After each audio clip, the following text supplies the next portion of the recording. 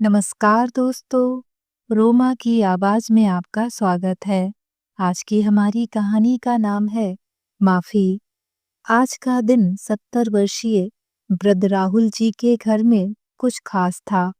बेटी अपने परिवार के साथ मैके आई थी और उसकी मौजूदगी ने घर को एक अलग ही रौनक से भर दिया था। आंगन में हंसी ठहाकों का माहौल था। बच्चे अपनी मासूम हरकतों से सबका मन मोह रहे थे।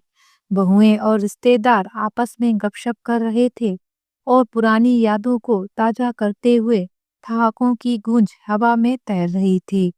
बाहर का ये शोर घर के हर कोने में फैल रहा था, यहाँ तक कि उस छोटे से कमरे तक जहाँ राहुल जी अपने पुराने लकड़ी के पलंग पर लेटे हुए थे। लेकिन किसी का भी ध्यान वृद्ध राहुल जी की तरफ नहीं था। वह अपनी बीमारी से जूझ रहे थे और सभी अपने हंसी मजाक में लगे थे। राहुल जी, जिनका शरीर अब बुढ़ापे और बीमारी की चपेट में था, उस शोर को सुन रहे थे। उनकी आंखें बंद थीं, लेकिन मन बाहर की उस हलचल में खोया हुआ था। वह चाहते थे कि वह भी इस माहौल का हिस्सा बने, बच्चों की खिलखिलाहट में शामिल हों, रिश्तेदारों के साथ पुरानी बातें करें और अपनी पत्नी साक्षी के साथ कुछ हल्के फुल्के पल बिताएं। लेकिन उनका शरीर अब उनका साथ नहीं देता था। जोड़ों का दर्द, सांस लेने में तकलीफ और कमजोरी ने उन्हें उस पलंग तक सीमित कर दिया था। उनकी आवाज में अब वह ताकत नहीं थी जो कभी उनकी बातों को वजन देती थी। फिर भी मन का एक कोना अभी भी जीवंत था, जो परिवार के साथ होने की तड़प से भरा था।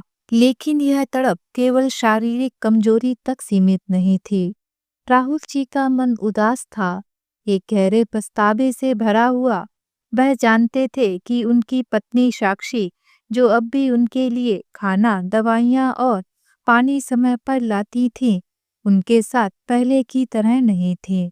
साक्षी की देखभाल में कोई कमी नहीं थी, हर चीज समय पर बिना किसी शिकायत के। लेकिन उनकी आंखों में वह पुरानी चमक, वह बेबाक हंसी, वह जीवंत स्वभाव, सब कुछ कहीं खो गया था। वह अब चुपचाप अपने काम करती, बिना ज्यादा बोले, बिना हंसे। राहुल जी को ये खामोशी कचोटती थी।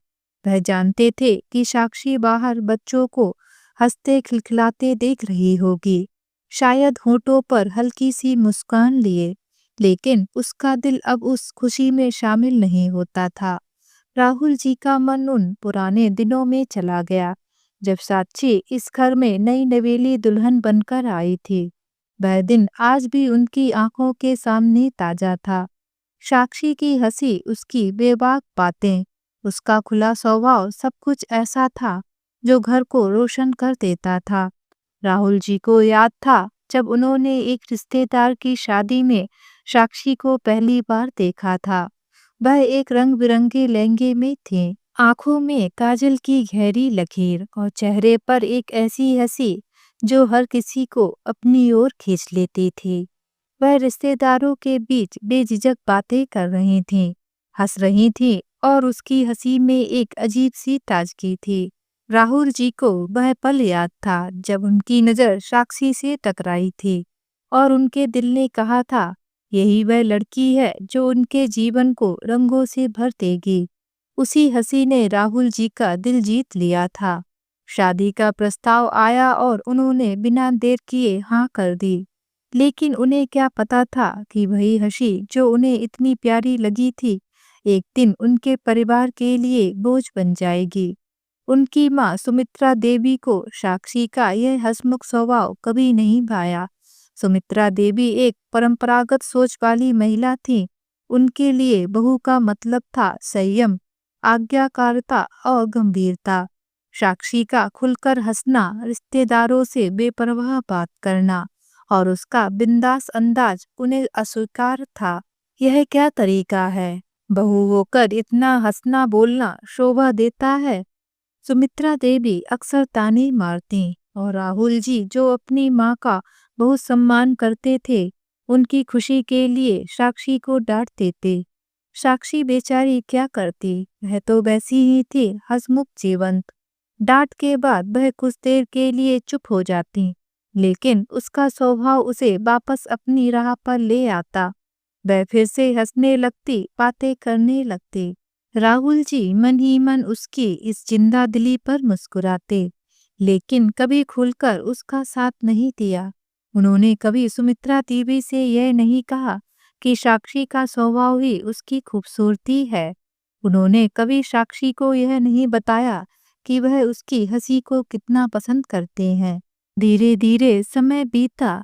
राहुल और साक्षी के एक फूल सी प्यारी सी बच्ची भी हो गई, जिसका उन्होंने नाम आराध्या रखा।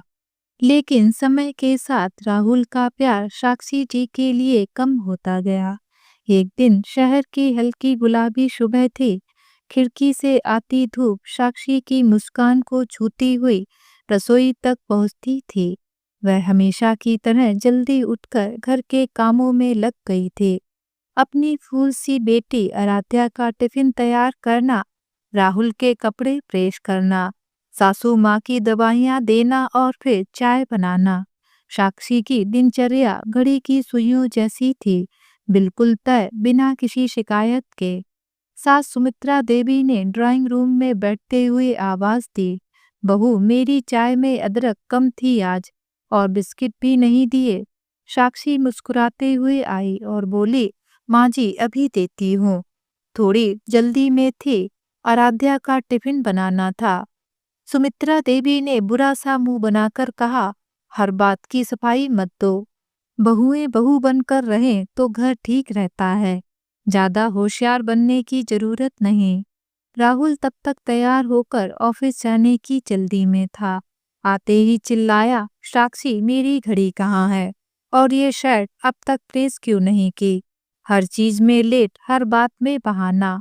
साक्षी ने झटपट घड़ी और शर्ट निकाली और कहा, राहुल सब तैयार है, बस तुम्हारा बैग पैक कर रही थी।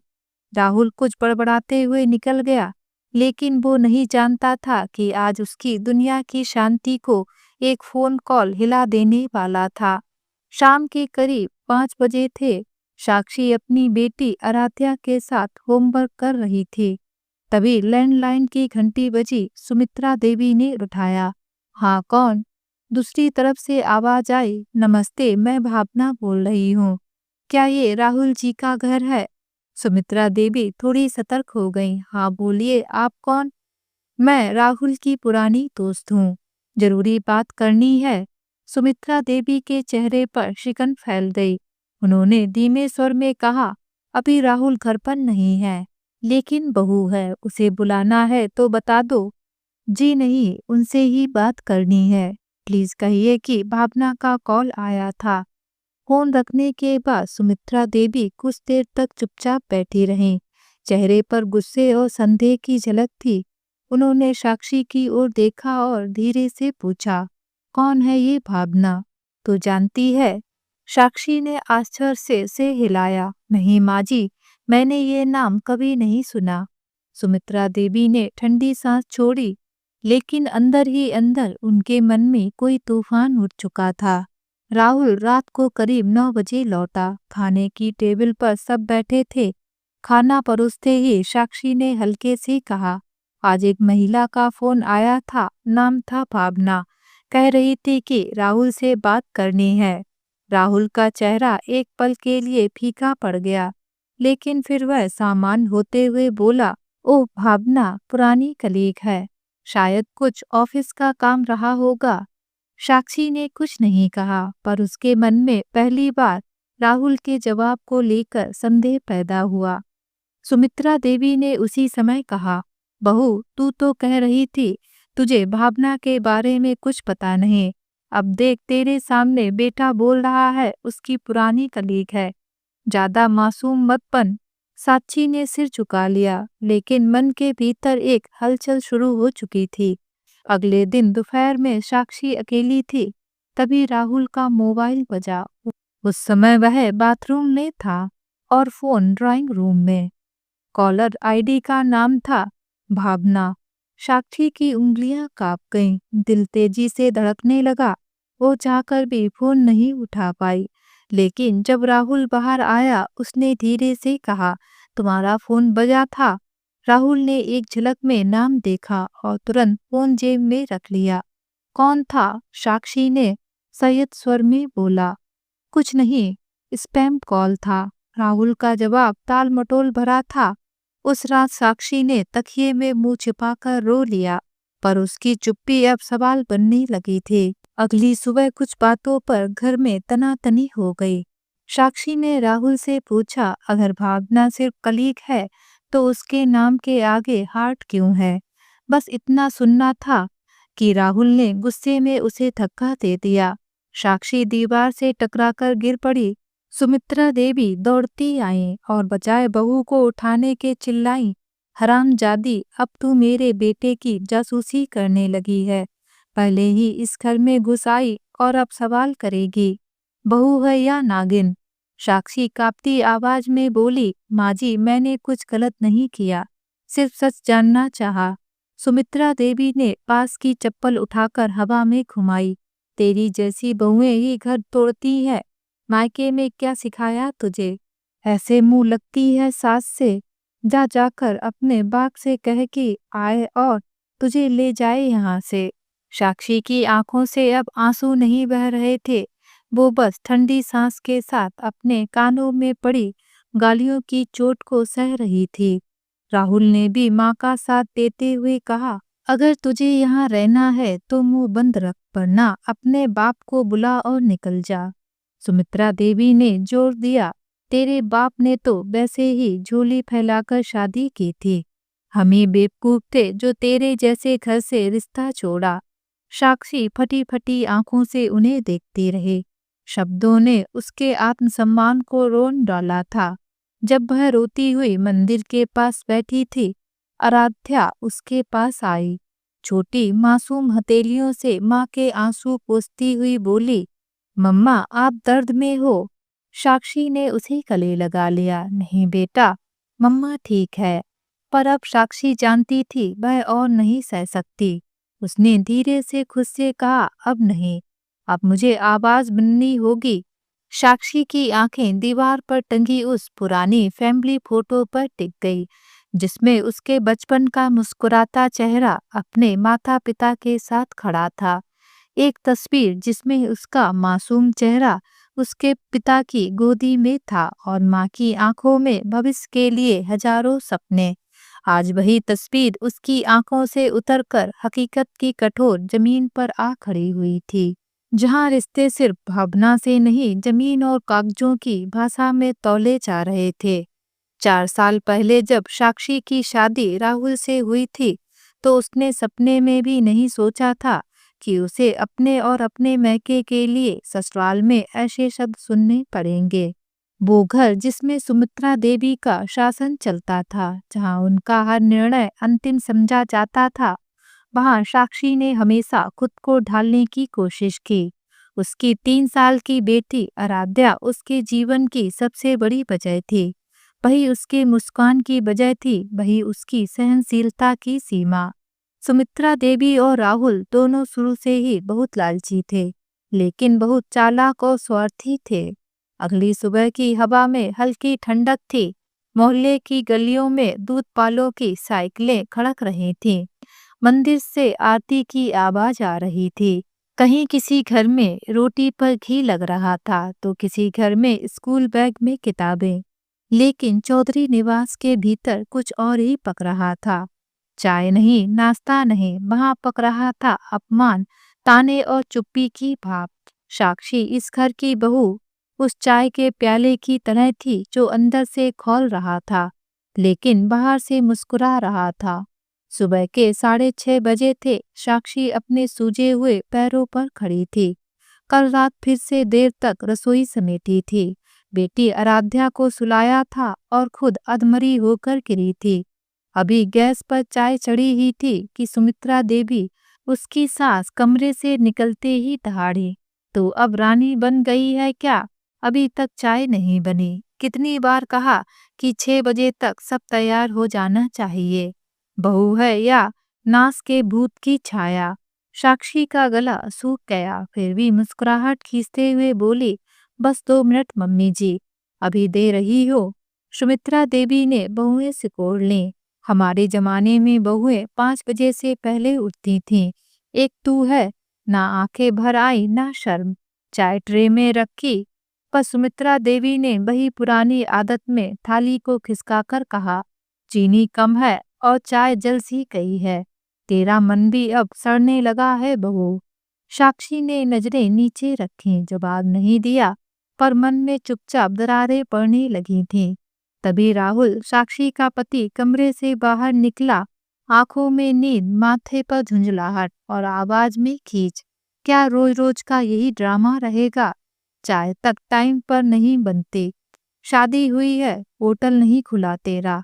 साक्षी ने धीरे से कहा, मैंने जल्दी उठने की कोशिश की राहुल, पर आराध्या को रात में बुखार था। राहुल ने गुस्से से ट्रे को उठाकर जमीन पर पटक दिया। तो हर बात में बहाना ढूंढती है। बहू बनकर रहे, औरत बनने की जरूरत नहीं। कांच के कप फर्श पर चकनाचूर हो गए। उसके साथ साक्षी की आंखों की नमी भी जमीन पर बिखर गई। साक्षी झुकी और टूटे कप समेटने लगी। एक टुकड़ा उसकी उंगली में चुभ गया। खून बहा, लेकिन वो कुछ नहीं बोली।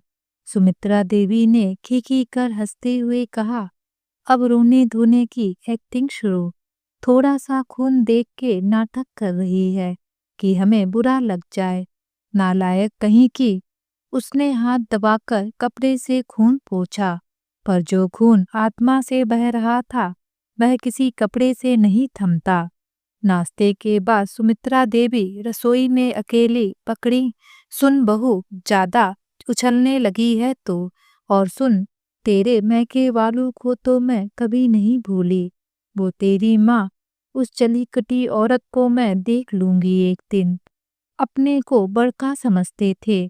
साक्षी ने धीरे से कहा, मम्मी जी प्लीज, माँ को कुछ मत कहिए। सुमित्रा देवी ने झट से उसका हाथ पकड़ा। तेरी माँ भी कामचोर है और तू उसी के खून की औलाद। हमारे कुल में आग लगा दी तूने। किस मुंह से माँ कहती है उसे? साक्षी के पैरों तले जमीन खिसक गई।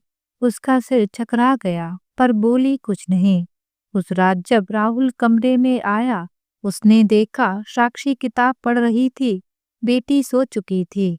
तेरे पास टाइम बहुत होता है किताबों का?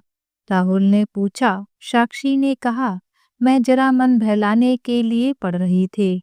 राहुल ने एक झटके में किताब छीनी और जोर से फेंकी।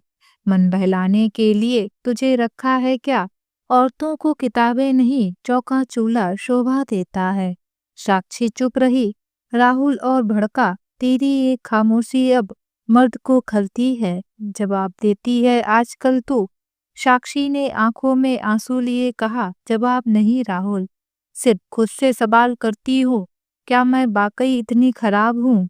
राहुल ने तड़ाक से उसके गाल पर थप्पड़ चढ़ दिया। साक्षी का सिर एक तरफ झुक गया। कमरे में सन्नाटा था। बेटी गहरी नींद में थी और एक माँ की चीख अंदर ही अंदर मर गई। अगले दिन सुबह मंदिर के कोने में बैठी थी साक्षी, आंखें बंद, हाथ में चोट का निशान और गाल पर सूजन। उसकी 3 साल की बेटी आराध्या आई और बोली, मम्मा, हाथ के गाल पर क्या हुआ?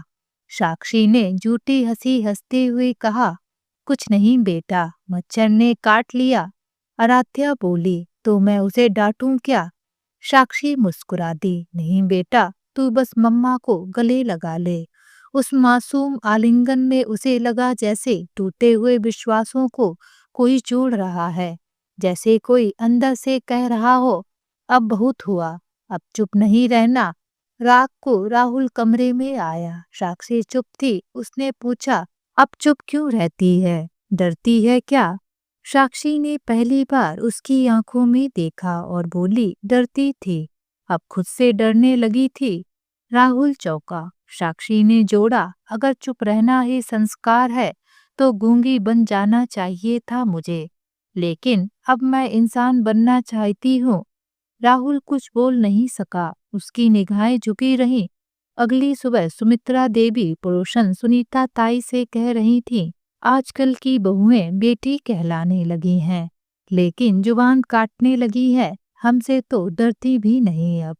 साक्षी वहीं खड़ी थी। उसने पहली बार सामने बोला, मम्मी जी, समाज तभी बचेगा जब बहुएं डर के नहीं, इज्जत के साथ जिएंगी। बहू होना गुनाह नहीं, लेकिन बहू से गुलाम बनना पाप है। चारों ओर सन्नाटा। सुनीता ताई की आंखों में इज्जत थी, सुमित्रा देवी की आंखों में हैरानी। उस दिन साक्षी की आत्मा से पहली बार आवाज निकली थी। वो चीख नहीं थी, लेकिन वो चुप्पी भी नहीं थी। अब वह हर रात खुद से कहती, अब मैं किसी की बहू नहीं, मैं खुद की बेटी की माँ बनूंगी और अपनी बेटी को ऐसा समाज दूंगी जहाँ गालियां नहीं, गरिमा हो। उसने आवाज की तलाश शुरू कर दी, लेकिन एक दिन ऐसा आया जिसने साक्षी के उस हंसमुख स्वभाव को हमेशा के लिए दबा दिया। वह दिन था उसके छोटे देवर की सगाई का। घर में मेहमानों का तांता लगा था। राहुल जी की बड़ी बहन दीना भी अपने पति और 7 साल के बेटे के साथ आई थी। सगाई का समारोह धूमधाम से संपन्न हुआ था।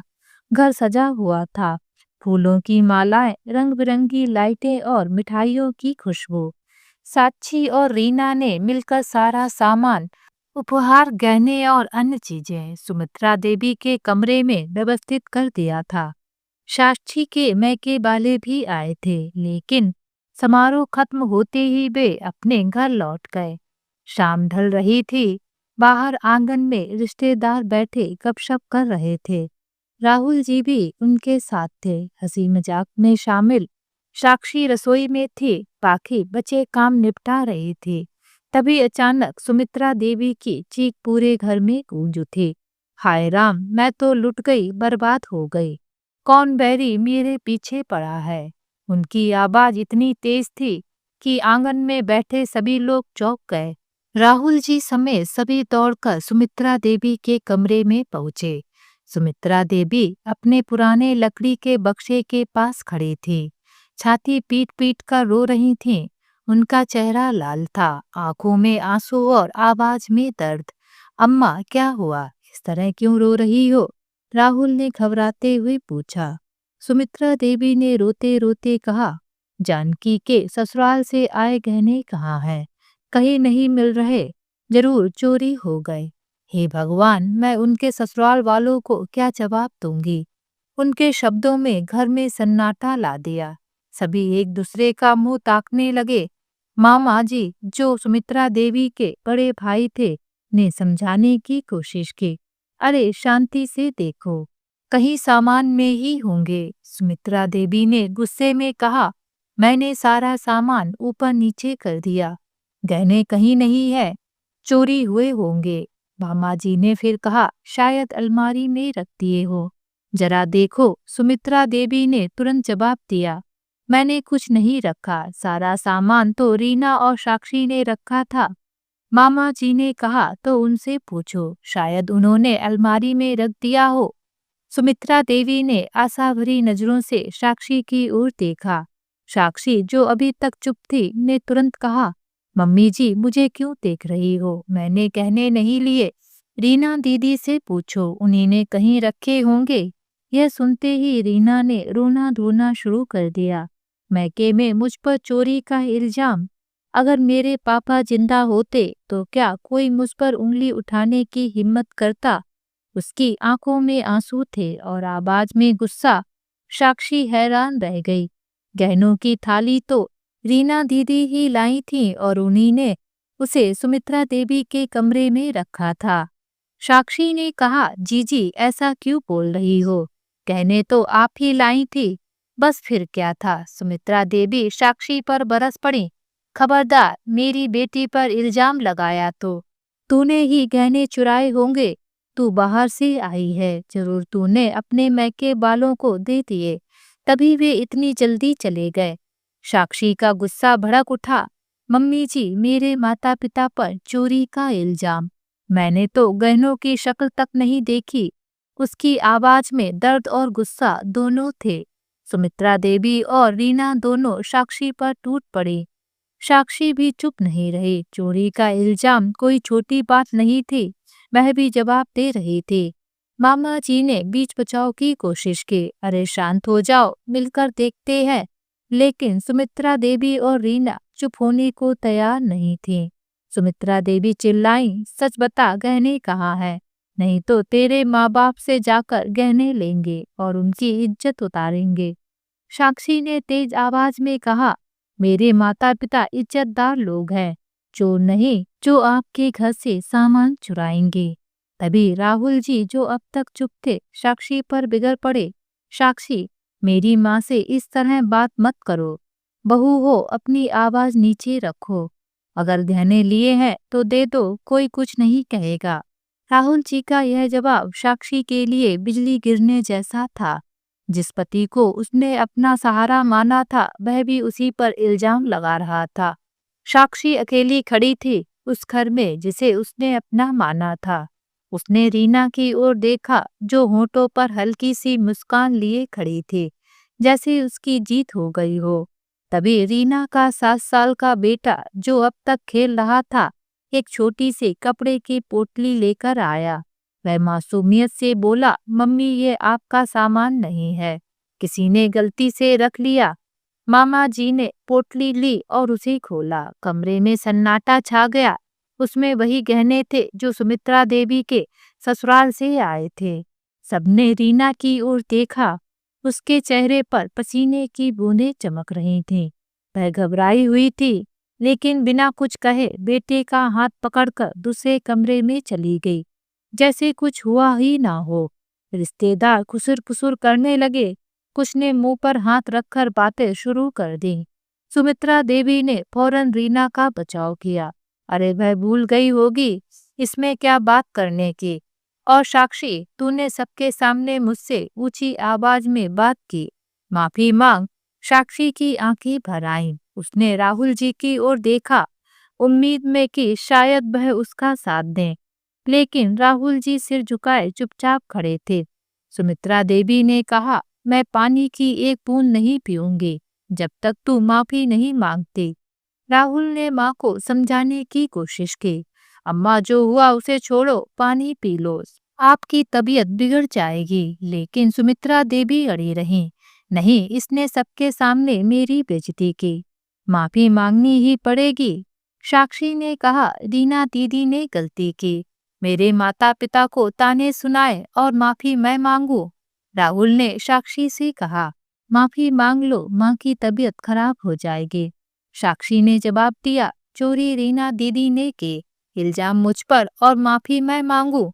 राहुल ने गुस्से में कहा, समझो साक्षी, पत्नी तो और भी मिल जाएंगी, माँ नहीं मिलेगी। यह सुनकर साक्षी का दिल टूट गया। पत्नी की क्या कीमत थी इस घर में। वह रो पड़ी, लेकिन अपने माता पिता को दुख ना पहुँचे इसलिए उसने मामा जी और बुआ जी के सामने सुमित्रा देवी के पैर छूकर माफी मांग ली। सुमित्रा देवी का झूठा स्वाभिमान संतुष्ट हो गया, लेकिन साक्षी का आत्मसम्मान चूर चूर हो गया। उस दिन के बाद साक्षी बदल गई। उसकी हंसी, उसका बेबाक स्वभाव, सब गायब हो गया।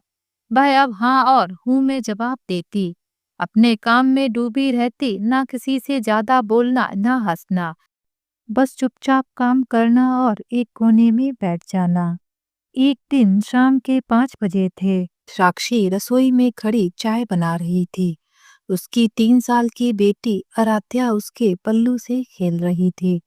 रसोई की खिड़की से आती हल्की सी ठंडी हवा में चाय की खुशबू और जीवन की जिम्मेदारियां घुली हुई थीं। तभी उसका फोन बजा। स्क्रीन पर पापा लिखा था। चेहरे पर मुस्कान आई, लेकिन जैसे ही उसने कॉल उठाई, उस मुस्कान के नीचे कुछ भारी सा उतरने लगा। हेलो बेटा, पापा कैसे हैं आप? दूसरी तरफ कुछ पल की चुप्पी, फिर आवाज आई, जो आज कुछ अलग थी, झुकी हुई, थकी हुई। बेटा, हम ठीक नहीं हैं, बात थोड़ी जरूरी है। साक्षी एकदम सन्न हो गई। पापा की आवाज में ऐसा सूनापन उसने कभी नहीं सुना था। क्या हुआ पापा, सब ठीक तो है ना? बेटा, व्यापार में बहुत बड़ा घाटा हो गया है। मयंक और मैं जिस साझेदार के साथ मिलकर काम कर रहे थे, वो आदमी हमें धोखा देकर पैसा लेकर भाग गया है। अब हमारे पास ना पूंजी बची है ना कोई रास्ता। पापा, आप इतनी बड़ी बात इतने शांत होकर कह रहे हैं। आपने पुलिस में शिकायत की, मम्मी को बताया? सब कर चुके हैं साक्षी, लेकिन वो आदमी देश छोड़ चुका है। पुलिस हाथ बांधे बैठी है। अब कर्जदार हर रोज दरवाजा खटखटा रहे हैं। उधारी, गारंटी, चेक बाउंस सब कुछ सिर पर है।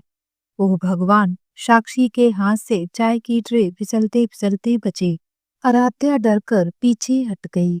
उसने खुद को संभालते हुए पूछा, अब क्या होगा पापा, आप बताइए, मैं क्या कर सकती हूँ? पल भर की चुप्पी के बाद जो शब्द आए, उन्होंने उसके दिल की दीवारों को झकझोर दिया। बेटा, जब तू 5 साल की थी ना, तब मैंने तेरे नाम से एक प्लॉट खरीदा था। मेरा सपना था कि जब तू बड़ी हो, शादी हो जाए, तो तुझे कुछ देने लायक रहूं। अब वो प्लॉट ही हमारी आखिरी उम्मीद है। बेचने के लिए तेरे सिग्नेचर जरूरी होंगे। साक्षी कुछ पल तक बोल नहीं पाई। उसकी आंखों के सामने अपने पापा का चेहरा घूम गया। वही मेहनती, सच्चे और खुददार इंसान जो कभी किसी से उधार लेने को भी पाप समझते थे, आज जमीन बेचने की बात कर रहे थे, वो भी बेटी से पूछकर। साक्षी को वो दिन याद आया जब वो स्कूल से लौटकर पापा की गोद में बैठती थे और वो कहा करते थे, तेरा भविष्य बहुत उज्जवल होगा बिटिया, तुझे कभी किसी का मोहताज नहीं होने दूंगा। वो छोटी सी साक्षी नहीं जानती थी कि पापा उस वक्त हर रोज कितनी बचत कर रहे थे। अपने शौक छोड़ रहे थे सिर्फ इसलिए कि बेटी का भविष्य सुरक्षित हो। आज उन्हीं की मेहनत, उन्हीं का सपना, उनकी उम्मीद बनकर उनके सामने खड़ी थी। ठीक है पापा, मैं आ जाती हूँ। आपको जितनी जरूरत हो, जितनी जल्दी चाहिए, मैं सब करूँगी। आप चिंता मत कीजिए। हरिओम जी के गले से आवाज ही नहीं निकली, बस एक भारी सा शुक्रिया बेटा कहकर फोन काट दिया। साक्षी के चेहरे पर जो भाव थे, उन्हें देखकर राहुल ने पूछा, क्या हुआ, कोई दिक्कत है? साक्षी ने पूरी बात सादगी से बता दी, मगर जवाब की जगह राहुल के चेहरे पर जो भाव उभरे, वो असंवेदनशीलता से भरे थे। क्या तुम्हारे नाम जमीन है और अब तुम उसे मैके वालों को देने जा रही हो? साक्षी को एक झटका सा लगा। राहुल, वो जमीन पापा ने मेरे नाम सिर्फ कागजी तौर पर की थी। असल में वो उनके पैसे की थी, उनकी मेहनत थी, उनका हक बनता है। लेकिन अब जब तुम मेरी पत्नी हो, तुम्हारी जमीन का हक इस घर का है। क्या तुम्हें लगता है कि तुम्हारे पापा को हमारी जरूरतों की कोई परवाह नहीं होनी चाहिए? आप ये क्या कह रहे हैं? वहाँ लोग कर्ज के बोझ में दबे हैं और यहाँ हम आराम से बैठे हैं। क्या जमीर नहीं चुभता? तभी पीछे से सुमित्रा देवी की तेज आवाज आई। क्यों बहस कर रही हो साक्षी? हमारे ही पैसे मैके वालों को दान में दे दोगी क्या? जब वो जमीन तुम्हारे नाम पर है, तो तुम्हारी जिम्मेदारी इस घर के लिए पहले बनती है। माँ जी, उस जमीन से हम अभी कोई सपना नहीं देख रहे थे, लेकिन वहाँ कोई अपने घर की इज्जत बचाने के लिए उस जमीन को अंतिम उम्मीद मान रहा है। क्या ये फर्क आप नहीं समझ सकती? वो बोलने लगी है, अब तो बहू हो, बहू बनकर रहो। मैके वालों की गुलामी करना है तो यहाँ से जाओ उनके पास। हमें बहू चाहिए, बोझ नहीं।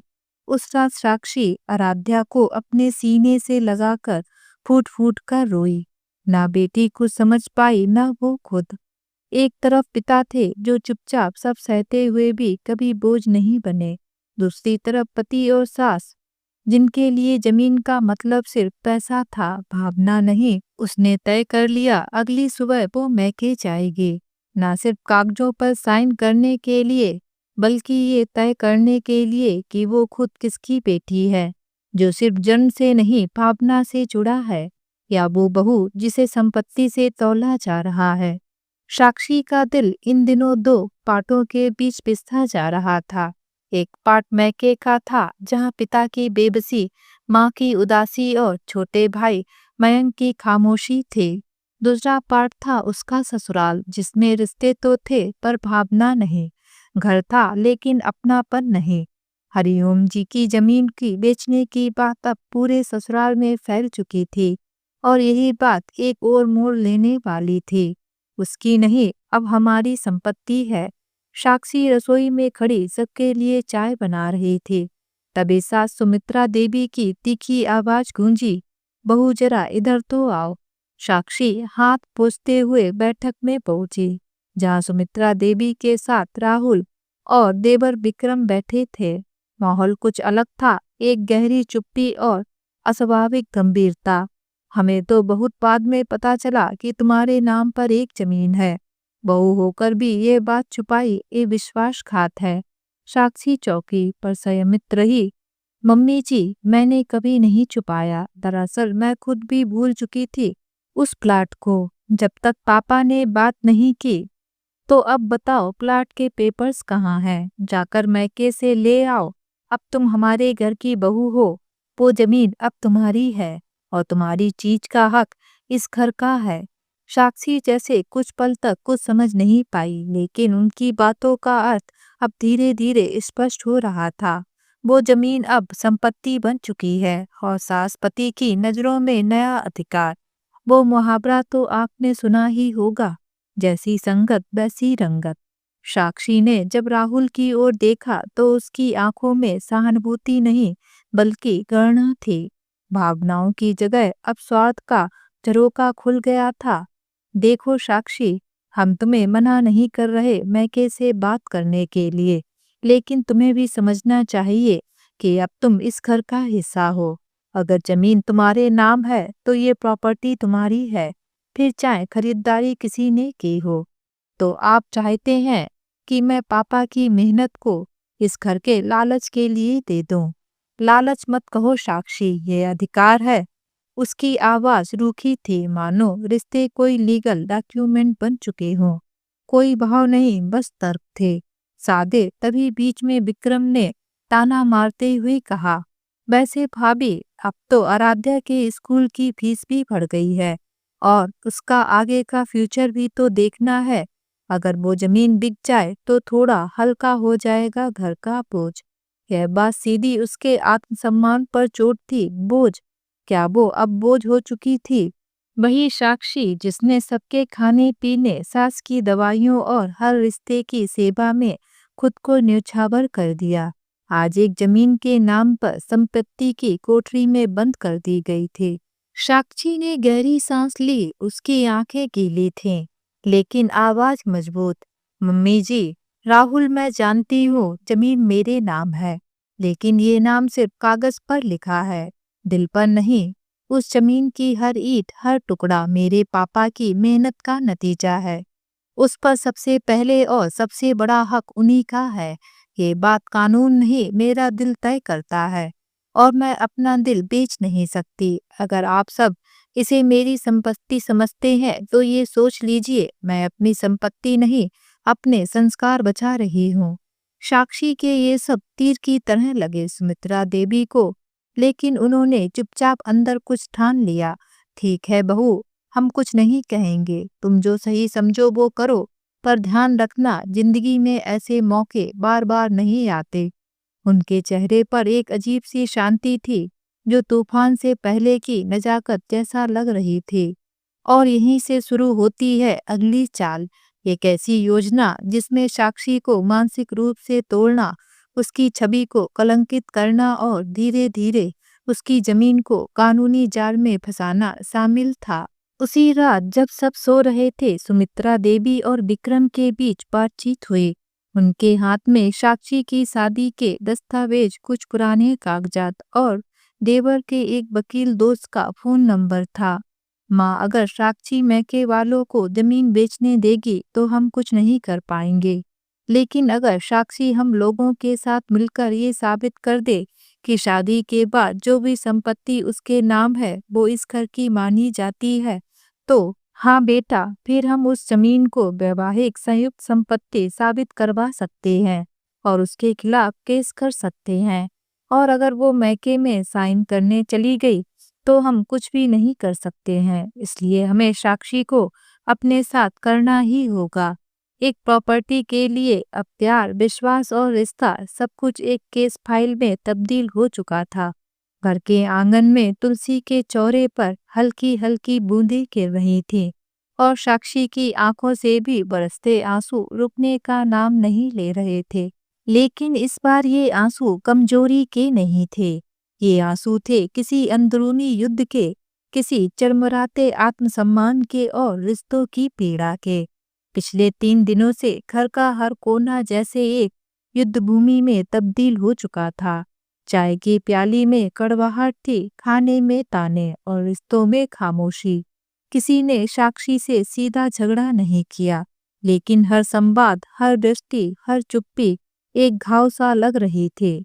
साक्षी ने हर कोशिश की अपने पति राहुल को समझाने की, अपनी सास सुमित्रा देवी को मनाने की, मगर हर बार वही जवाब, वही व्यंग, वही तिरस्कार। शाम को राहुल घर लौटा। साक्षी ने खाना परोसा और धीरे से बात शुरू की। राहुल, क्या हम बैठकर इस जमीन के बारे में एक बार शांत होकर बात कर सकते हैं? क्या बात करनी है? बात साफ है, जमीन तुम्हारे नाम है और तुम्हारे पापा उसे अपने फायदे के लिए बेच रहे हैं। फायदा नहीं, मजबूरी है राहुल। उनका सब कुछ लुट गया है। मैं अपनी जमीन उन्हें दूंगी तो क्या गलत करूंगी? राहुल की बहुएं तन गईं, मगर अब तुम सिर्फ बेटी नहीं हो, पत्नी हो, इस घर की बहू हो। तुम्हारी कोई भी चीज अब सिर्फ तुम्हारी नहीं रह जाती। ये कहते हुए वो उठकर अपने कमरे में चला गया और साक्षी एक सूनी थाली के सामने बैठी रही, जैसे वो परोसी गई थाली नहीं, उसकी उम्मीदें हो जो खाली रह गईं। सुबह चाय बनाते हुए सुमित्रा देवी आ गईं रसोई में। उनके हाथ में अखबार था और आवाज सा, बहू तुम बहुत पढ़ी लिखी हो, ये हम सब जानते हैं, मगर इतना समझो, दुनिया कानून से चलती है, भावना से नहीं। मम्मी जी। नहीं, लेकिन सुमित्रा देवी जी उसकी एक नहीं सुन रही थीं। वह आगे बोलती हैं, सुनो, बस हमें ये भावनात्मक ड्रामा मत सुनाओ। तुम्हारा भविष्य अब हमारे घर में है और इस घर में जो कुछ है वो सबका है, अकेला तुम्हारा नहीं है। साक्षी ने पहली बार आंखों में आंसू नहीं, आग महसूस की। अंदर कहीं कुछ टूट रहा था, पर साथ ही कुछ जुड़ भी रहा था। शायद आत्मसम्मान, शायद न्याय की पुकार। अब यह जमीन नहीं, मेरा जमीर है। रात को अकेले में बैठकर उसने अपने पापा का चिट्ठीनुमा मैसेज पढ़ा। बिटिया, जमीन तो हम बेच लेंगे, ना हो सका तो कर्ज थोड़े दिन और झेल लेंगे, मगर तुम अगर इस वजह से अपनों से अपमान सहो तो हमें दुख होगा। बेटा, तू अगर मना कर दे तो भी कोई गिला नहीं। साक्षी की आंखें छलक आईं। नहीं पापा, अब ये जमीन नहीं, मेरा जमीर है, और जब तक जमीर जिंदा है मैं आपकी मेहनत की ये निशानी किसी लालच के हाथों नहीं जाने दूंगी। साक्षी के लिए यह जमीन अब कोई दस्तावेज नहीं रही थी, यह एक परिभाषा बन चुकी थी। एक बेटी की पहचान, एक पत्नी की लड़ाई और एक बहू की परीक्षा। 3 दिन से जिस तरह उसके शब्दों को तोड़ा गया, भावनाओं को कुचला गया, वह जान चुकी थी कि अब उसे किसी की मंजूरी की नहीं, अपने निर्णय की जरूरत है। साक्षी ने उस दिन सुबह सुबह पूजा की थाली सजा दी थी। हाथों में पूजा की थाली और आंखों में उम्मीद थी कि शायद आज कुछ अच्छा होगा। लेकिन जैसे ही राहुल अखबार लेकर आया, सुमित्रा देवी की आवाज गूंज उठी, बहू, तेरे पिताजी से बात हुई या नहीं? वो जमीन कब दे रहे हैं हमारे नाम? साक्षी ठिठक गई, उसकी सांसें रुक गईं। उसने धीमे से कहा, माँ जी, वो जमीन पापा ने मेरे नाम की थी। हाँ, सही सुना तुमने बहू, अब बहुत हो गया। वो जमीन तुम्हारे नाम है, तुम्हारे मैके वालों की नहीं। कल सुबह तुम सीधा अपने मैके जाओ और साफ साफ कहना कि जमीन के कागज हमें चाहिए। हमें अब और कोई बहाना नहीं सुनना है। सुमित्रा देवी ने कड़ाई से कहा, मानो अंतिम फैसला सुना रही हो। साक्षी रसोई के दरवाजे पर ठिठकी खड़ी थी। उसकी आंखों में आश्चर्य और पीड़ा एक साथ तैर रही थी।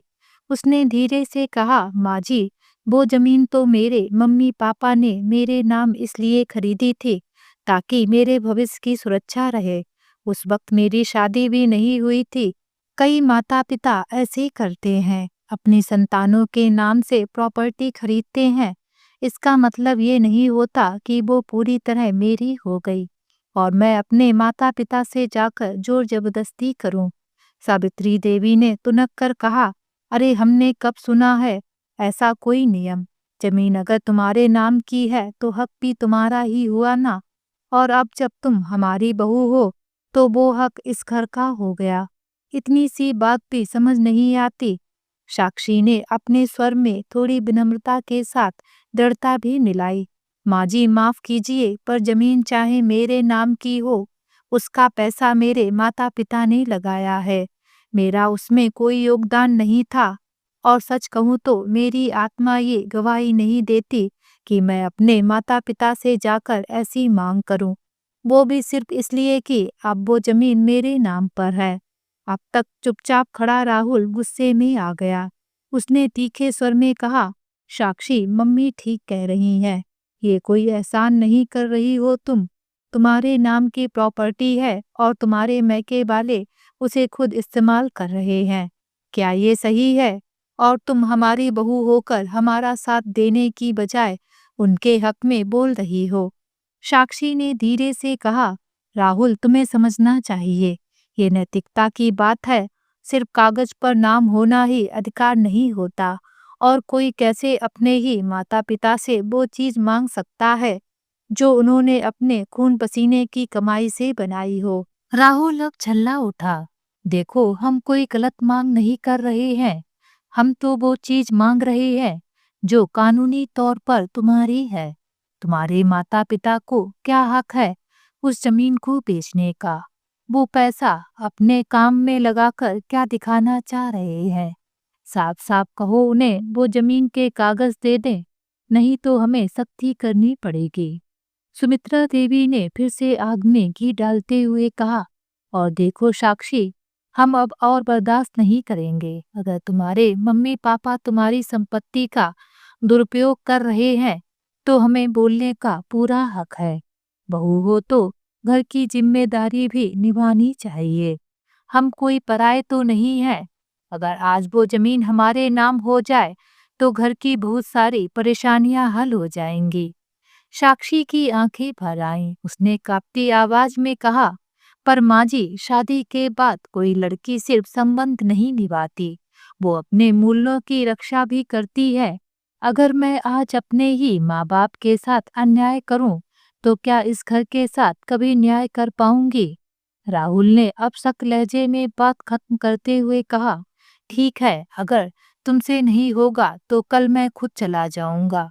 मुंह खोलकर बात करना तुम्हें मुश्किल लगता है तो मैं ही सब कह दूंगा। अब ये बात और नहीं बढ़ानी है, बस तय हो गया। साक्षी अब बिल्कुल चुप थी। दिल में तूफान था, आंखों में अपने माँ बाप की छवि, जिनके बलिदान और विश्वास को आज स्वार्थ के नाम पर कुचलने की कोशिश हो रही थी। लेकिन वह जानती थी उसका मौन अब कमजोरी नहीं, आत्मसम्मान की चुप घोषणा थी। राहुल ने गुस्से में साक्षी का हाथ झटकते हुए कहा, बहुत हो गया साक्षी, या तो उस जमीन के कागज हमें सौंप दो या अपना सामान बांधो और निकलो इस घर से। साफ साफ कह रहा हूँ, हमसे कोई रिश्ता नहीं रहेगा अगर तुमने जिद की। साक्षी के होंठ कांपने लगे। उसने साहस जुटाया, राहुल, क्या जमीन के लिए तुम अपनी पत्नी और बेटी को छोड़ दोगे? राहुल की आंखों में कोई भावना नहीं थी, बस स्वार्थ की चमक थी। उसने ठंडे स्वर में कहा, हाँ, अगर जरूरत पड़ी तो हाँ। मुझे कोई बोझ नहीं चाहिए जो अपने साथ मैके की संपत्ति लेकर ना आए। हम कौन सा मुफ्त में तुझे पाल रहे हैं? ये घर, ये खाना, ये सारे खर्च, तुझे क्या लगता है ये सब तुझे ऐसे ही मिल रहा है? सुमित्रा देवी अब पूरी तरह सामने आ गई। वह पास आकर साक्षी के चेहरे के पास अपनी उंगली लहराते हुए बोली, तेरे जैसे बददिमाग लड़कियों को ही जरा सा सम्मान देने की भूल कर लेते हैं हम लोग। सोचती है कि बेटी पैदा कर ली तो अब इस घर की मालकिन बन जाएंगी। अरे अगर आज हमने तुझे इस घर से बाहर फेंक दिया तो तेरे माँ बाप भी तुझे वापस नहीं रख पाएंगे। और रही बात तेरी बेटी की, उसकी तो जिंदगी और भी बर्बाद हो जाएगी। एक तलाकशुदा जिद्दी माँ की बेटी बनकर जिएगी। सोच ले। साक्षी की आंखें नम थी, पर अब वह डरी नहीं थी। उसके अंदर एक आग सुलगने लगी थी। राहुल ने अब चिल्लाकर कहा, 3 दिन का वक्त है साक्षी, या तो उस जमीन को मेरे नाम ट्रांसफर करवा दो, या अपने लिए और अपनी बेटी के लिए कोई दूसरा ठिकाना ढूंढ लो। और हाँ, ये मत सोचना कि तलाक के बाद मैं 1 रुपया भी खर्च करूंगा उस बच्ची पर। मेरी नजरों में अब तुम सिर्फ एक स्वार्थी औरत हो, जो अपने फायदे के लिए पति और ससुराल के खिलाफ खड़ी हो रही है। साक्षी ने कांपते हुए कहा, राहुल, मैंने कभी अपने लिए कुछ नहीं मांगा। तुम्हारे लिए, माँ जी के लिए, इस घर के लिए खुद को भुला दिया। अगर जब बात मेरी बेटी की सुरक्षा की हो, तो हाँ, मैं स्वार्थी हूँ, क्योंकि एक माँ किसी के आगे नहीं झुकती। सुमित्रा देवी ने ताना मारा, जा जा अपने बाप से कह देना कि हमने तुझे और तेरी औलाद को निकाल दिया है। अब वो रखे तुझे अपनी जमीन पर। वैसे भी तो तेरे पापा की क्या हैसियत है, हमारी बराबरी तो वो सपने में भी नहीं कर सकते। राहुल ने झट से जोड़ दिया, अगर वापस आई तो गेट के बाहर ही रहना होगा, समझी।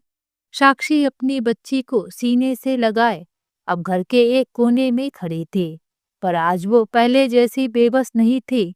आराध्या पास आकर बोली, मम्मा, हम कहीं और चले क्या, जहाँ कोई चिल्लाए नहीं और आप रोए नहीं। साक्षी की आंखों से आंसू बह निकले, पर उसके शब्द सख्त थे। हाँ बेटा, अब हम वहां चलेंगे जहाँ सिर्फ शांति हो, जहाँ तू एक सशक्त माँ की बेटी बनकर खड़ी होगी और किसी की भीख पर नहीं, अपने आत्मसम्मान पर जिएगी। चौथे दिन सुबह उसने साड़ी बदलकर बाल समेटकर अपने मैके जाने की तैयारी की। राहुल ने कटाक्ष किया, फिर वही जमीन का ड्रामा। नहीं राहुल, अब ड्रामा नहीं, निर्णय है।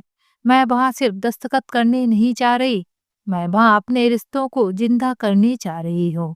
सुमित्रा देवी तिलमिला उठी, तो बहू, हमसे पूछे बिना तुम ये फैसला कैसे ले सकती हो? क्योंकि मम्मी जी, आप सबने पहले ही फैसला कर लिया। मैं इस घर की संपत्ति हूँ, इंसान नहीं।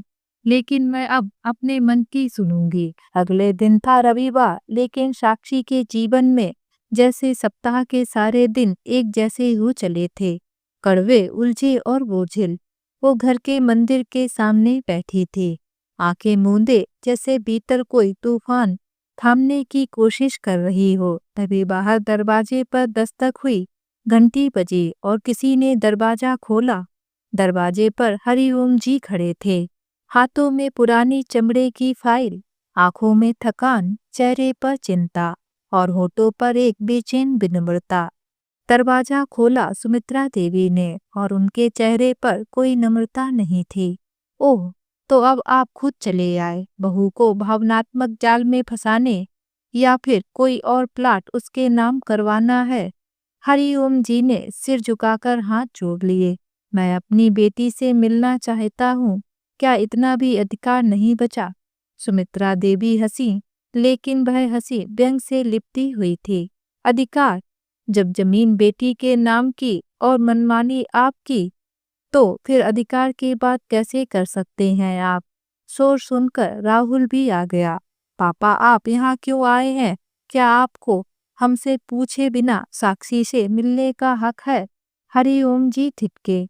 ये वही राहुल था जो कभी उनके सामने नजरें नीचे रखता था, पर आज स्वर ऊंचा था और नजरें आरोप से भरी। बेटा, मैं सिर्फ एक बाप हूँ जो अपनी बेटी से मिलने आया है, ना किसी दस्तखत की जिद में, ना किसी बहस में। दस्तखत की जिद नहीं तो ये फाइल क्या है? राहुल ने उनकी फाइल की ओर इशारा किया। हरिओम जी ने फाइल खोली और धीरे से कहा, ये उस जमीन की सारी रसीदें हैं, पेमेंट की स्लिप्स, बैंक स्टेटमेंट और म्यूटेशन के कागज। देख लो, कहीं एक भी पैसा साक्षी का नहीं लगा। सुमित्रा देवी व्यंग से मुस्कुराई। पर नाम तो हमारी बहू का है, कानून में नाम ही हक देता है। हरिओम जी ने लंबी सांस ली। सही कहा, कानून में नाम चलता है, मगर आत्मा में नियत चलती है। मैंने वो जमीन अपनी बेटी के लिए खरीदी थी, उसकी सुरक्षा के लिए। वो आज भी मेरी सुरक्षा का सहारा है। ये सब सुन साक्षी कमरे से बाहर आ गई। चेहरा शांत था पर आंखों में हलचल। पापा, आप यहाँ क्यों आए? क्या आपको मुझ पर भरोसा नहीं रहा? हरिओम जी का चेहरा कांप गया। बेटा, भरोसा तो था पर डर भी था कि कहीं तेरी मजबूरी तुझे चुप्पी में ना बांध दे। मैं तुझसे दस्तखत मांगने नहीं आया, तेरे आत्मसम्मान की सलामती देखने आया हूँ। साक्षी ने आगे बढ़कर अपने पिता के हाथ पकड़ लिए। आपका आत्मसम्मान मेरा सिरमौर है पापा। आप हर बार मेरी ढाल बने, अब बारी मेरी है। वो पल जैसे घर की दीवारों में गूंज उठा। सावित्री देवी और राहुल खामोश हो गए। राहुल की आंखों में असहजता थी, पर अब भी वह झुका नहीं। हरिओम जी ने राहुल की तरफ देखा और बड़े शांत स्वर में कहा, बेटा, साक्षी तुम्हारी पत्नी है, लेकिन वो मेरी बेटी भी है। तुम्हारा घर मेरा सम्मान तभी होगा जब मेरी बेटी उस घर में इज्जत से रहे। अगर ये जमीन इतना बड़ा बोझ है तो मैं इसे सरकारी अस्पताल को दान कर दूंगा, मगर लालच के नाम पर बेटी को कुर्बान नहीं करूंगा। ये कहकर हरिओम जी ने फाइल साक्षी को थमाई और बोले, ये रहा सबूत। अब जो फैसला करना है तू कर, मेरा भरोसा तुझ पर है। दीवारों से सनी एक आवाज, इंकलाब की शुरुआत। साक्षी ने वो फाइल पकड़ी और एक बार फिर सबकी आंखों में देखा। अब उसके शब्दों में कोई हिचक नहीं थी, कोई दुविधा नहीं थी। ये जमीन मेरे नाम है, लेकिन मेरी आत्मा मेरे पापा के नाम है। मैं इसे बचाऊंगी, लेकिन अपने पापा के कर्ज चुकाने के लिए, ना कि किसी की तिजोरी भरने के लिए। और अगर किसी को इससे दिक्कत है तो मैं ये घर छोड़ दूंगी, मगर अपने पापा का सिर झुकने नहीं दूंगी। साक्षी के आत्मविश्वास से भरे अंतिम शब्दों के बाद घर में असहज खामोशी पसरी हुई थी। किसी ने ना तो उसकी बात काटी, ना उसका समर्थन किया। बस सब स्तब्ध थे, जैसे किसी तूफान ने सबको झकझोर दिया हो। साक्षी के पापा हरिओम जी शांत खड़े थे, लेकिन उनकी आंखों में कई तूफानों की थकान थी और उसके पार एक अटूट संकल्प। राहुल ने धीरे से चुप्पी तोड़ी, मगर व्यंग में लिपटे स्वर में, हमें कानून पढ़ाने मत आइए अंकल, हम भी कानून समझते हैं। नाम उसी का है, हक भी उसी का होगा। बाकी बातें भावनात्मक होंगी, कानूनी नहीं। उसकी बात में वो वही अहंकार था जो अक्सर रिश्तों को दस्तावेजों में बदल देता है। हरिओम जी मुस्कुराए, मगर वो मुस्कान किसी विवशता की नहीं, बल्कि ठोस ज्ञान की थी। उन्होंने फाइल से एक कागज निकाला, भूस्वामित्व से संबंधित और टैक्स स्लिप्स के साथ संलग्न दस्तावेज, और बड़े शांत स्वर में बोले, तो चलिए कानून की ही बात करते हैं। राहुल बेटा, अगर तुम्हें कानून का इतना ही ज्ञान है तो शायद यह भी पता होगा कि अगर कोई अविवाहित बेटी के नाम पर संपत्ति रजिस्टर्ड की जाती है और उस संपत्ति का पूरा भुगतान उसके पिता ने किया हो, तो भले ही नाम बेटी का हो, हक तब तक पिता का ही माना जाता है जब तक बेटी स्वयं उस संपत्ति में योगदान करता ना हो। सुमित्रा देवी और राहुल दोनों जैसे ठिठक गए। हरिओम जी ने आगे कहा, जमीन मेरे पैसे से खरीदी गई थी।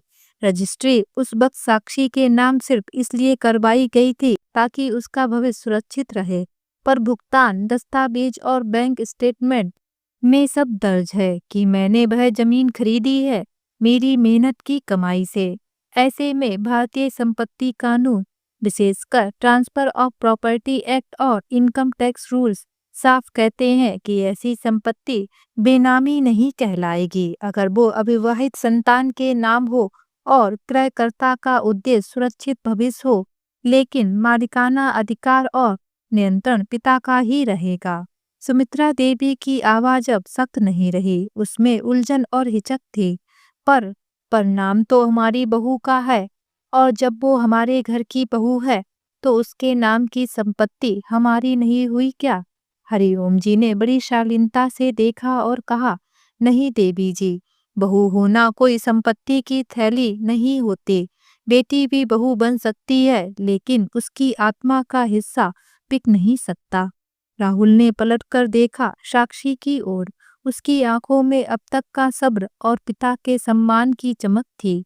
वो अब कोई कागजी नाम नहीं थी, वो अब अपने पिता की अस्मिता थी। साक्षी आगे बढ़ी, उसने फाइल अपने पास ली और एक बार फिर उन दस्तावेजों को पलटते हुए बोली, मैं आज इस घर में एक जिम्मेदार पत्नी बनकर रहना चाहती थी, पर पहले बेटी बनकर अपने पापा की उम्मीद बचाऊंगी। ये कागज किसी कानून का नहीं, मेरी परवरिश का सबूत है। और अगर इस घर को ये मंजूर नहीं तो मुझे जाने से ऐतराज नहीं, लेकिन बिकने से जरूर है। हरिओम जी ने जाने से पहले सिर्फ इतना कहा, तुम लोग मेरे साथ बहस कर सकते हो, मेरी संपत्ति पर सवाल उठा सकते हो, पर उस बेटी की नियत पर नहीं जिसने इस घर में रहकर तुम्हारा हर अपमान सहा और फिर भी तुम्हारी भलाई सोची। कभी कभी कानूनी किताबों में नहीं, बच्चों की आंखों में लिखा होता है, और आज साक्षी की आंखों में मैंने इंसाफ पढ़ लिया है। सन्नाटा कमरे में घुल चुका था। हरिओम जी अब भी वहीं खड़े थे, थके हुए पर अपराजित। उनके कंधे झुके जरूर थे, पर उनकी निगाहें झुकी नहीं थी। राहुल और सुमित्रा देवी अपनी जगह खामोश खड़े थे और फिर साक्षी सामने आई, धीरे धीरे बेहद संयम के साथ, जैसे शब्द उसके भीतर से टूटकर नहीं, संकल्प से निकल रहे हों। उसके चेहरे पर अब किसी डरे हुई बहू की छवि नहीं थी। वहां एक बेटी थी, दृढ़, स्पष्ट और निर्णायक। उसने आंखों में आंसू नहीं, लेकिन आवाज में गूंजती हुई चुप्पी के खिलाफ एक ज्वालामुखी थमा रखा था। राहुल, मम्मी जी, आप दोनों ने मुझे कभी अपनी बहू की तरह नहीं, एक साधन की तरह देखा। मैंने जब पापा से बात की, उन्होंने कुछ नहीं मांगा, बस भरोसा रखा, और आपने सवाल किए, उन पर आरोप लगाए, मानो वो कोई चोर हों। सुमित्रा देवी बीच में बोल उठी, स्वर में तमतमाता हुआ क्रोध था। बहू, तुम हमारी मर्जी के खिलाफ जा रही हो, क्या यही सिखाया तुम्हारे मैके में? साक्षी ने कुछ पल अपनी सांस रोकी, फिर बहुत ठहर कर कहा, अगर इंसानियत के खिलाफ मर्जी हो तो मैं हर बार उसके खिलाफ जाऊंगी। अगर आपके नियम किसी बेटी को उसके पिता की मदद से रोकते हैं तो मैं वो नियम तोड़ूंगी, क्योंकि मैं बहू होने से पहले एक बेटी हूँ, और उस आदमी की बेटी जिसने कभी मुझे एक बोझ नहीं समझा। साक्षी ने मेज पर रखे कागजों को उठाया। राहुल ने फिर एक बार खामोश प्रतिरोध की कोशिश की, लेकिन उसकी आंखों में अब वो दृढ़ता नहीं थी। शायद शर्म की एक हल्की रेखा थी, या असमंजस का कोई धुंधला बादल। साक्षी ने पेन उठाया, उसके हाथ कांप नहीं रहे थे। हरिओम जी की आंखों में हल्की नमी थी, लेकिन वो नमी अब दर्द की नहीं थी, बल्कि एक ऐसी राहत की जो बरसों बाद मिली हो। साक्षी ने दस्तखत किए, एक ही झटके में कागज पर नाम के साथ उसके आत्मसम्मान की मोहर भी लगी। हरिओम जी ने एक कदम बढ़ाया और अपनी बेटी के सिर पर हाथ रखा। तो आज मेरी साक्षी ही नहीं, मेरी ताकत बन गई है बेटा। आज तूने वो कर दिखाया जो कई बेटे नहीं कर पाए। साक्षी ने पापा का हाथ पकड़ते हुए कहा, पापा, आपने मेरी पढ़ाई पर, मेरे सपनों पर और मेरे आत्मसम्मान पर कभी सवाल नहीं उठाया। मैं आपके संघर्ष पर कैसे उठने देती? सुमित्रा देवी अब कुछ नहीं बोली। उनके चेहरे पर क्रोध नहीं था, ना ही कोई चालाकी। वो अब तक बहू को बोझ समझती थी, मगर आज उन्होंने बेटी के रूप में एक ऐसी शक्ति देखी जो झुकती नहीं।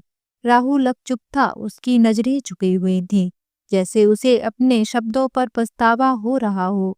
हरिओम जी जाने लगे तो साक्षी ने दरवाजे तक पहुंचकर कहा, पापा, अब ये दरवाजा कभी आपके लिए बंद नहीं होगा, चाहे घर वालों की सोच बंद हो जाए, पर बेटी का दिल नहीं। हरिओम जी ने आंखों में चमक के साथ सिर हिलाया।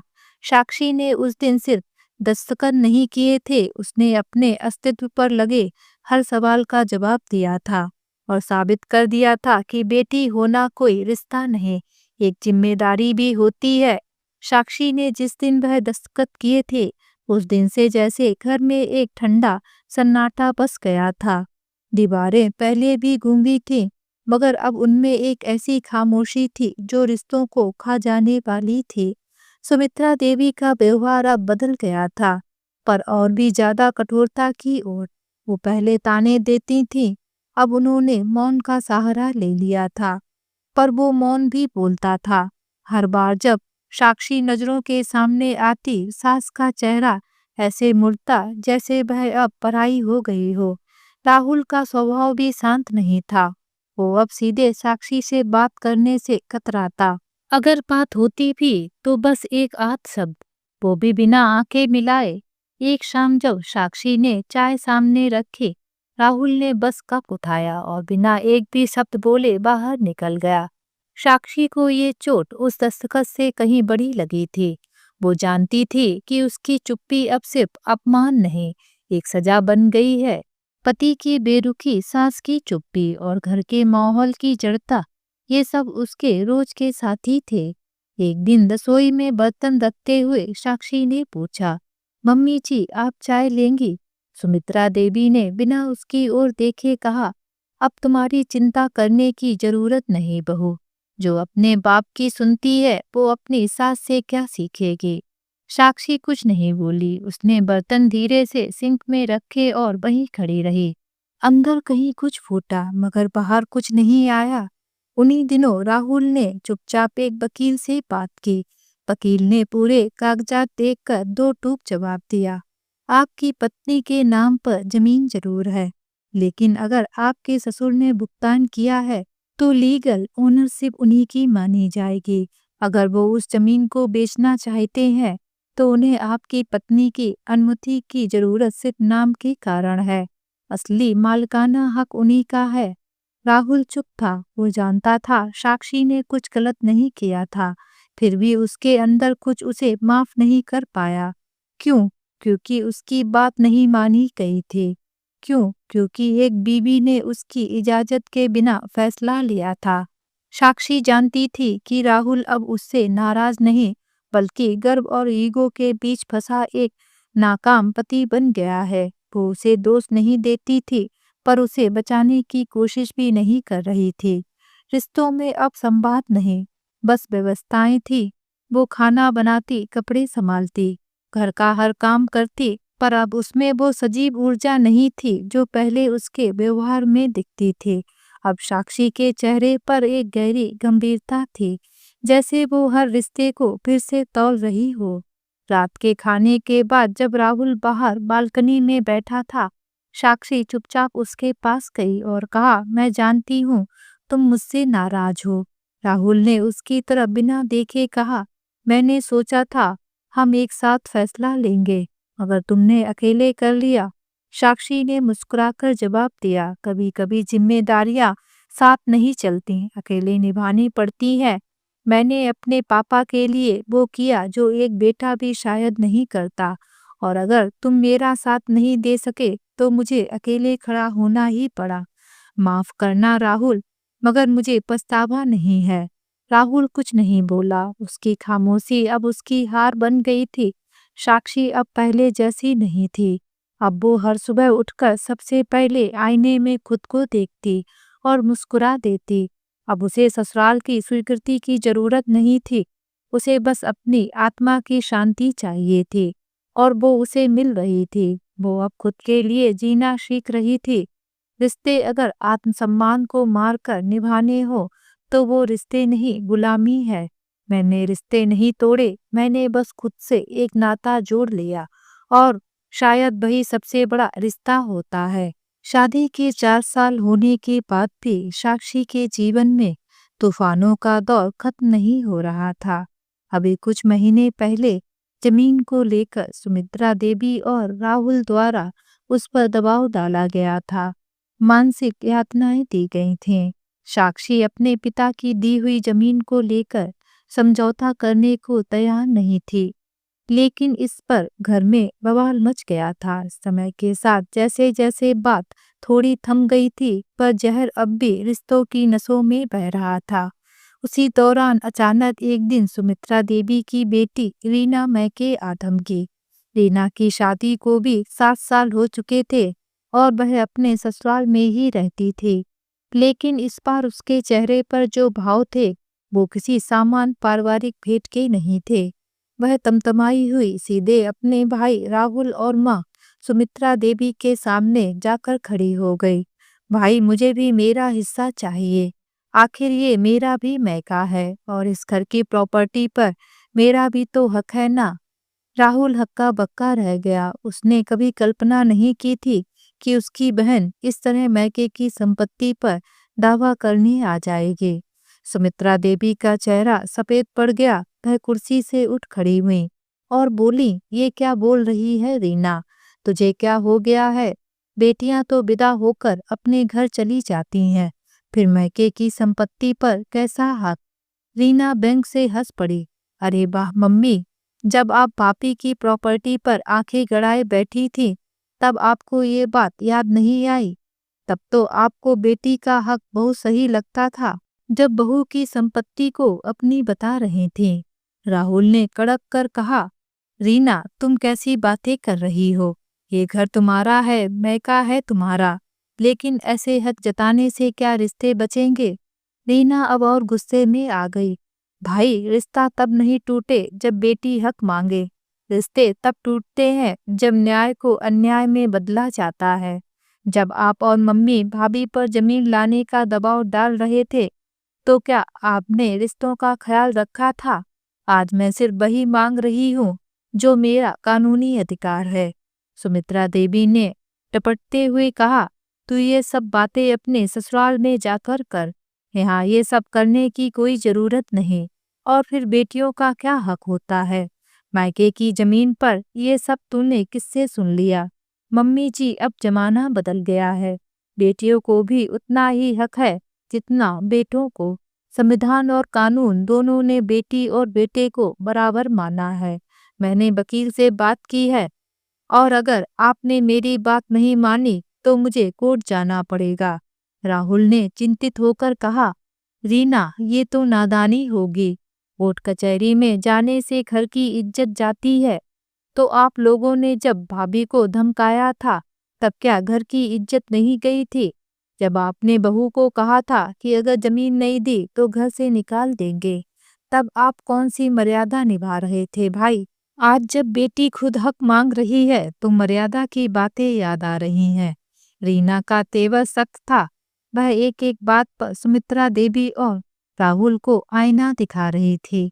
जब वो अपनी बातें खत्म कर चुकी तो आंखों में एक कटु दृढ़ता के साथ बोले, अगर आपने हंसी खुशी हिस्सा नहीं दिया तो मैं कोर्ट जाऊंगी और वहां से आदेश लाकर रहूंगी। यह कहकर रीना अपने ससुराल लौट गई, लेकिन उसके शब्दों की गूंज पूरे घर में छाई रही।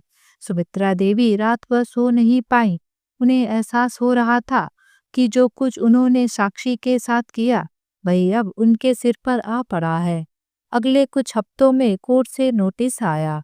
रीना ने केस दर्ज कर दिया था। राहुल और सुमित्रा देवी कोर्ट में पेश हुए। उनके वकील ने समझाने की कोशिश की, लेकिन कोर्ट का रुख साफ था। बेटी की संपत्ति में बारिश होती है। 6 महीने तक केस चला। हर तारीख पर जाते वक्त सुमित्रा देवी और राहुल की नजरें झुकी रहती थीं। समाज में भी बातें होने लगी। जिस घर की बहू को संपत्ति देने से रोका गया, आज उसी घर की बेटी कोर्ट में हिस्सा मांग रही है। अंततः कोर्ट ने फैसला रीना के पक्ष में सुनाया। रीना को संपत्ति का उसका वैधानिक हिस्सा मिल गया। इस घटना के बाद राहुल की आंखें खुल गईं। वह देर तक अकेली बैठा रहा, याद करता रहा वो पल जब उसने साक्षी से कहा था, अगर जमीन नहीं दी तो इस घर से निकाल देंगे। सुमित्रा देवी का दिल भी अब पछतावे से भरा था। उन्होंने साक्षी के सामने आकर धीरे से कहा, बहू, हमने तुम्हारे साथ बहुत अन्याय किया। जब तुमने अपने हक की नहीं न्याय की बात की थी, तब हमें समझना चाहिए था, लेकिन हम अंधे हो गए थे लालच में। आज अपनी ही बेटी से ठोकर खाई है, तब जाकर सच दिखा है। साक्षी की आंखें नम थीं। उसने मन ही मन सोचा, मैंने सिर्फ यही चाहा था कि आप मुझे एक इंसान समझें, बेटी बहू का फर्क नहीं। राहुल ने साक्षी का हाथ थाम कर कहा, साक्षी, माफ करना, मैं तुम्हें कभी समझा ही नहीं, लेकिन अब आगे से तुम्हारा साथ ही मेरी ताकत होगा। वो दिन था जब साक्षी के आंसू पहली बार किसी के पश्चाताप से जुड़े थे। वो आंसू दर्द के नहीं, स्वीकार की उम्मीद से भरे थे। अतीत की बातें सोचकर राहुल जी यह सब सोचते सोचते रो पड़े। उनकी आंखों में पछतावा था। तभी साक्षी कमरे में आई, हाथ में पानी का गिलास और दवाइयां लिए। उसने चुपचाप दवाइयां राहुल जी की ओर बढ़ाई, लेकिन राहुल जी ने दवाइयां लेने के बजाय अपने कांपते हाथ जोड़ लिए और बोले, साक्षी मुझे माफ कर दो। साक्षी ने उनकी ओर एक ठंडी नजर डाली और बोली, दवाइयों का समय हो गया है। राहुल जी ने फिर कहा, तेरी खामोशी मेरे लिए नासूर बन गई है, मुझे माफ कर दे। साक्षी ने तंज भरे लहजे में कहा, माफी क्यों? इस घर में गलतियों के लिए माफी नहीं मांगी जाती, बिना गलती के मंगवाई जाती है। राहुल जी ने जोर देकर कहा, मैं तेरा पति हूँ, माफी का हकदार हूँ। साक्षी ने जवाब दिया, पत्नी का क्या, वो तो और मिल जाएगी, माफी मांगकर मुंह क्यों खराब करते हो? यह कहकर वह कमरे से बाहर चली गईं। राहुल जी के पास अब सिर्फ पछतावा और आंसुओं का सैलाब बचा था। दोस्तों, जीवन में रिश्तों की कीमत को समझें और समय रहते अपनों का साथ दें। गलतियों को स्वीकार कर माफी मांगने और माफ करने की हिम्मत रखें, क्योंकि खामोशी और पछतावा रिश्तों की गर्माहट को हमेशा के लिए छीन सकता है। सच्चाई और सम्मान ही परिवार की नींव को मजबूत रखते हैं। तो दोस्तों, ये कहानी आप सभी लोगों को कैसी लगी, नीचे कमेंट बॉक्स में लिखकर हमें ज़रूर बताएं। अगर ये कहानी आप सभी लोगों को अच्छी लगे तो प्लीज़ इस वीडियो को लाइक और शेयर ज़रूर करें और मेरे चैनल को सब्सक्राइब करना ना भूलें। तो फिर मिलते हैं एक नई कहानी के साथ। बाय।